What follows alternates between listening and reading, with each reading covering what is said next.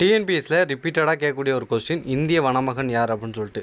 So இந்திய வனமகன்னா என்ன அப்படின்னு பார்த்தீங்கன்னா, ஒரு 30 கால உழைப்பை போட்டு ஒரு காட்டையை உருவாக்கியிருப்பார். அவர் பேர் ஜாதவ் பயங் அப்படின்றவர் தான். சரிங்களா, இவரை பற்றி இந்த வீடியோவில் பார்த்துடலாம். அதாவது பிரம்மபுத்திரா ஆற்று நடுவில் ஒரு மூங்கில் காட்டை உருவாக்கியிருப்பார். அதுக்கடுத்து தொடர்ச்சியாக நிறைய மரங்கள் செடிகளை வளர்த்துருப்பார். இவர் வளர்த்த காட்டை பார்த்துட்டு ஒரு யானை அந்த காட்டுக்கு தங்கியிருக்கும் அப்படின்றது கதை. ஸோ இது பார்த்திங்கன்னா இவருக்கு ஒரு காட்டை உருவாக்குறதுனால இந்திய அரசு பல விருதுகளை வழங்கியிருக்கும். அந்த விருதுகள் என்னன்றதை பற்றி கேட்பாங்க. ஸோ இந்த இடத்துல பார்த்திங்கன்னா தெரிந்து கொள்வோம்ல ஒரு முக்கியமான கொஸ்டின். 2012ஆம் ஆண்டு ஜவஹர்லால் நேரு பல்கலைக்கழகம் ஜாதவுக்கு இந்திய வனமகன் எனும் பட்டத்தை வழங்கியது. ஸோ இன்னொரு கொஸ்டின் இருக்குது. 2015ஆம் ஆண்டு இந்திய அரசு பத்மஸ்ரீ விருதையும் வழங்கியிருக்கு. ஸோ இதெல்லாம் பார்த்தீங்கன்னா கம்பல்சரி டிஎன்பிஎஸ்சியில் அடிக்கடி கேட்கக்கூடிய ஒரு கொஸ்டினாக இருக்குது.